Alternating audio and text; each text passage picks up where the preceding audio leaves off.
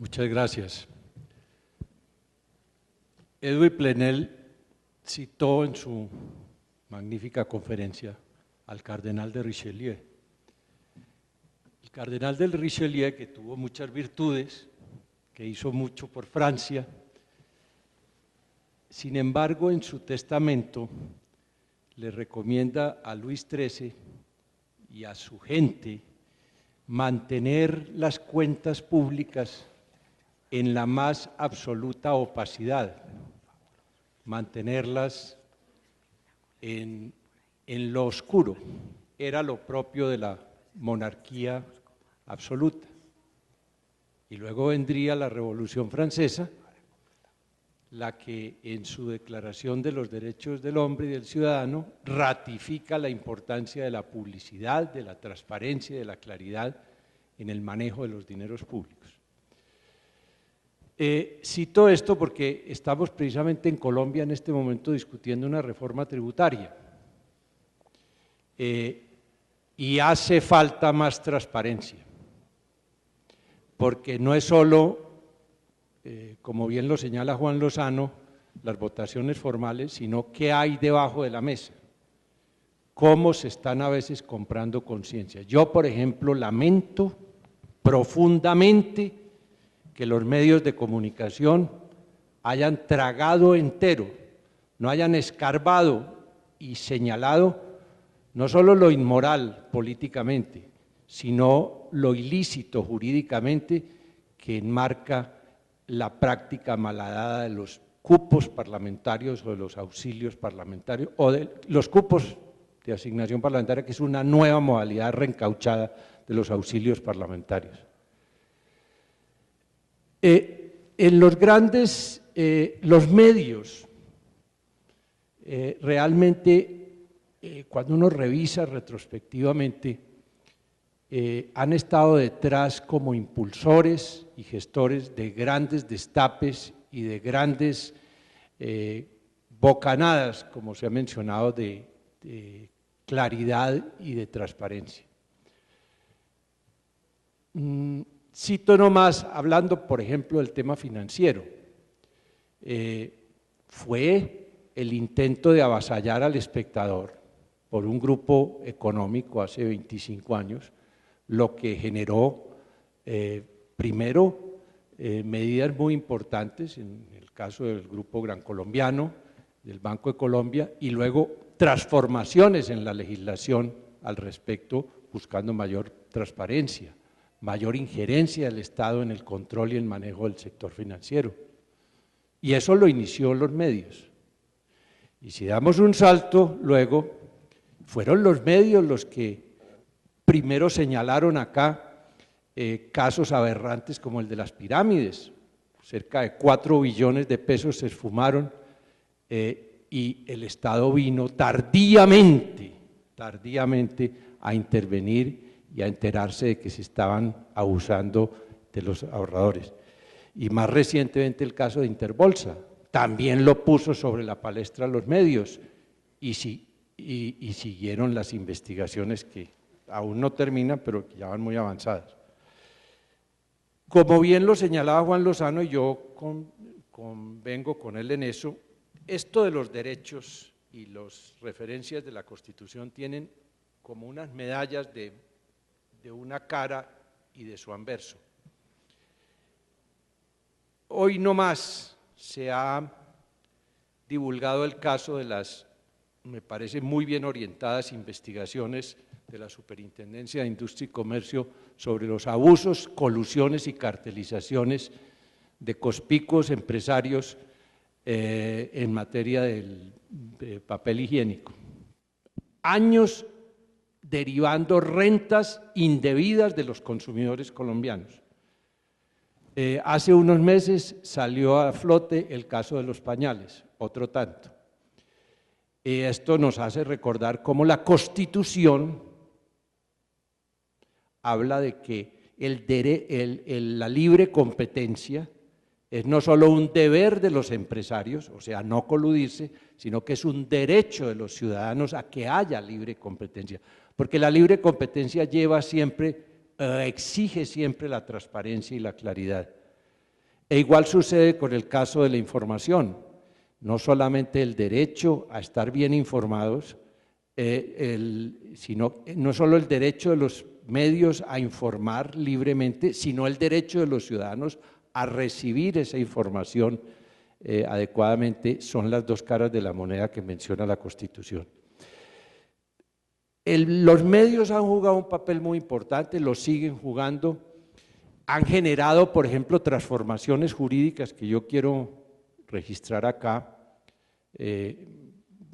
viendo la presencia de algunos magistrados del Consejo de Estado. Por ejemplo, la evolución que ha ido teniendo en la vida práctica ciudadana el derecho de petición. El derecho de petición se está convirtiendo en un formidable instrumento de información, de recabar información, pero que también a través de ella le llegue a la ciudadanía una información de muchos temas que de otra manera permanecerían en la oscuridad. Y con esto termino, Noemí. Veo que, y casi siempre con la espoleta inicial de la denuncia del medio, están cambiando muchos paradigmas en el mundo financiero. Por ejemplo, la sacrosanta reserva bancaria ya se está empezando a agrietar esa muralla inexpugnable. Ustedes revisan lo que está sucediendo en Suiza, en la Unión Europea, y cada vez hay más flancos que tiene que abrir casi que forzosamente los gobiernos, comenzando por el suizo, para que el derecho de la reserva bancaria no se vuelva como un obstáculo a la buena investigación y a la buena información. Acaban de ser sancionados por las autoridades de control de los Estados Unidos en las multas más espectaculares y astronómicas que nunca se le habían puesto a los grandes bancos, a los más conspicuos bancos, que suman 50 billones de dólares de multas. ¿Por qué? Por no haber informado a su clientela adecuadamente de los riesgos que estaban incurriendo cuando les vendían las famosas hipotecas contaminadas. Juan Camilo. Entonces, mi conclusión es, los medios sí han ayudado, han arrastrado muchas transformaciones jurídicas, están atrasando otras, para que el derecho a la información tenga las dos fases, el derecho a informar libremente y el derecho a ser informados los ciudadanos. Eso es como un canto a la esperanza, lo que ustedes dicen. Cuando uno lee el Quijote, recuerda cómo el Quijote le decía a Sancho Panza que ojo con meterse con la iglesia, pues todavía cuesta, y hoy en día ojo con meterse con los medios, porque sí que cuesta la presidencia, cuesta la tranquilidad, el tema es muy complicado. Yo sí creo que el tema es muy complejo y se ganó el premio Juan Goytisolo, premio Cervantes, hace 2 días. Y él dice, antes existía la censura política, hoy en día tener un periodismo independiente y libre es casi imposible por la censura comercial. Y hace análisis muy importantes sobre la materia. Yo sí creo que la interdependencia entre el poder económico, el poder informativo, los favores, pues todas esas garantías que se dan hacen daño. Y no en Colombia, yo hablo del tema global, porque pues los medios hoy en día son globales y por eso a mí el esfuerzo del señor Plenel de crear un medio sin publicidad da mucha ilusión. Yo sí les confieso que, y como hablamos, y como habló el presidente Betancourt, que él dijo acá que lo habían acusado por tener una prensa desbordada, él prefería una prensa desbordada que una prensa censurada. Sin embargo, todavía por el manejo de la prensa se está viendo lo del Palacio de Justicia en su mismo gobierno, nosotros, yo. Y yo, por ejemplo, creo que la democracia y con la experiencia de nosotros, y por eso les pregunté, la experiencia de ustedes como políticos y los medios de comunicación, yo estaba de primera en las encuestas, de primera para la segunda vuelta también, me desmayé un día. Y no hubo un medio de comunicación en este país que averiguara cuando había atentados contra todos los candidatos, atentados de toda índole, porque el narcotráfico en Colombia sí que ha hecho daño, atentado contra la democracia y la libertad de los medios, con cosas tan plausibles y maravillosas como lo que ocurrió con El Espectador. Ni un medio se preguntó qué había pasado con el desmayo de Noemí Sanín, ni uno. Yo perdí las elecciones ese día, las perdí totalmente. Entonces yo me pregunto, a ver, la democracia entonces sí, los medios son tan maravillosos y la claridad y la transparencia y las garantías del ciudadano y del político. Yo les pregunto por la experiencia de ustedes, tengamos el valor de decir si de verdad se están dando garantías democráticas en la política y en la denuncia. Yo les digo hoy lo que quizás algunos de ustedes me han oído decir públicamente. Yo sí sentí una campana que ponía muchas limitaciones a mis debates en el Congreso cuando dejé de ser el presidente del partido del gobierno y me convertí en un senador crítico del gobierno. Y yo sí vi con mucho dolor cómo debates muy importantes no se pudieron ni siquiera registrar porque tenían una postura distinta, para no hablar de la línea que seguían algunas personas significativas en el Congreso con el cubrimiento de los medios. Pongo solamente un ejemplo para no entrar en mucho detalle en primera persona que me avergüenza un poco. El debate sobre la sentencia de la Corte Internacional en la plenaria no se pudo hacer. Colombia perdió lo que perdió de mar y el Congreso de Colombia no lo pudo debatir. Y no lo pudo debatir porque bloquearon el debate, porque no hubo ninguna posibilidad siquiera de que los medios importantes publicaran un eco diciendo que el debate estaba pendiente y el debate se ahogó. Entonces, para contestar tu pregunta, claro que se siente y claro que hay unas agendas políticas, pero desde el lado de la esperanza, porque yo no quiero de ninguna manera perder lo que implica la presencia del señor Plenel aquí, lo que está pasando en Colombia, es que los políticos, la agenda dominante permitía hacer el debate. ¿Dónde se daba el debate? En las redes sociales, en el Twitter, que posiblemente es insuficiente, que no tiene el efecto político, pero simultáneamente los medios saben que tienen un testigo en las redes. Los medios saben que si callan una verdad, las redes la gritan. Los medios saben que si tratan de tapar algo, la ciudadanía, que hoy toda es periodista y puede serlo en la facilidad de subir un video a YouTube, de poner un trino, de poner una foto en Instagram, saben que ahora tienen ese control, que ya puede que exista la tentación del silencio, pero no fácilmente puede ser tan impune como en el pasado. Antes lo que no llegaba a la sala de redacción de uno de los dos grandes periódicos de Colombia no se publicaba. Hoy la gente está, lo digo en el buen sentido, armada con instrumentos que permiten que el colectivo lo conozca. Y esa es la gran oportunidad de la prensa digital, pero no es solamente la prensa digital, es que cada persona hoy tiene la posibilidad de volver público lo que revela.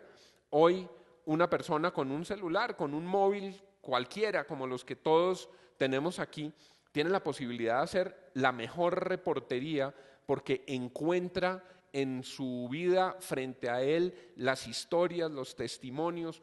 ¿Dónde está la responsabilidad de la prensa? Obviamente en poder procesar esa información y presentarla adecuadamente, pero ella salta solita hoy, salta solita, Noemí, a las redes con unas personas que tengan sus dispositivos. Por supuesto, pero el ejemplo que usted acaba de dar, en el Congreso se aprobó por unanimidad que se hiciera un debate.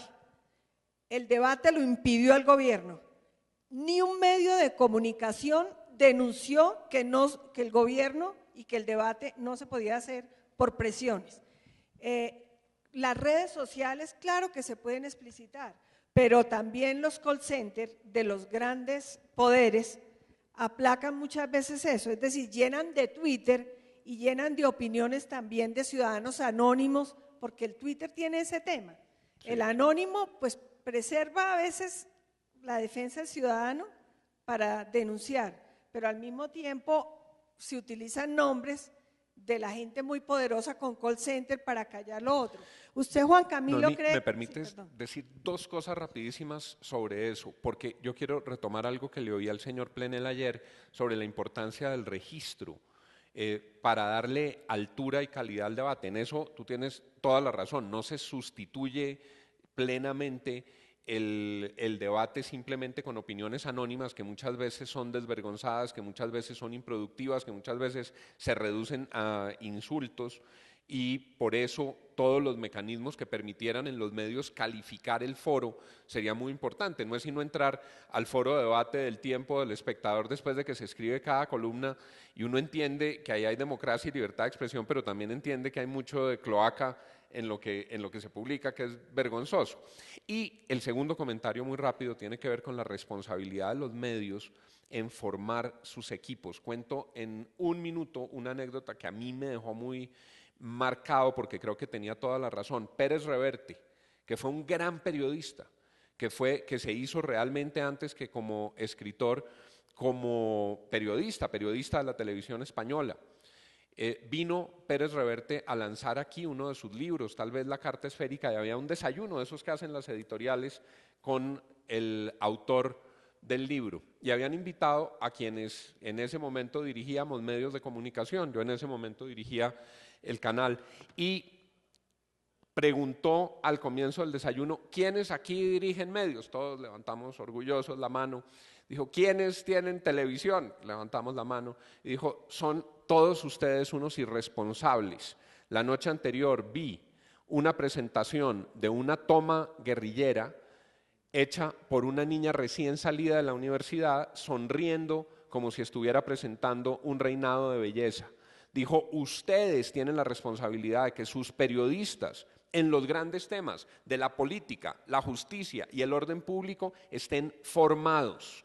Ustedes tienen la responsabilidad de darle el contexto para que esta información no parezca la trivialización de la violencia. Ustedes, medios, son responsables de formar esos periodistas porque sus mensajes finalmente tienen una gran importancia y una gran influencia en la sociedad. Para señalar cómo, Noemí, es una tarea que está pendiente y particularmente en los campos de justicia, de política y de orden público, una conformación de una buena masa crítica de periodistas en los medios. Y es que muchas veces no ponen periodistas, sino que ponen mujeres muy hermosas o hombres muy seductores a leer sin que tengan una preparación ni una formación periodística previa. Y en Colombia eso es muy frecuente, muestre piernas e informe. Eso da mucho rating. Juan Camilo, el tema de la autorregulación y la regulación, con los excesos de los medios de comunicación pues, denunciados en todo el globo, en el planeta, pues se habla mucho de la necesidad de la regulación, pues tanto de los medios tradicionales como de los nuevos, y se habla mucho de si la regulación es censura y si se necesita o si sería suficiente la autorregulación. ¿Usted cree que en el medio nuestro estamos necesitando urgidos de autorregulaciones y de regulaciones o que la ética y la cultura como vamos bien?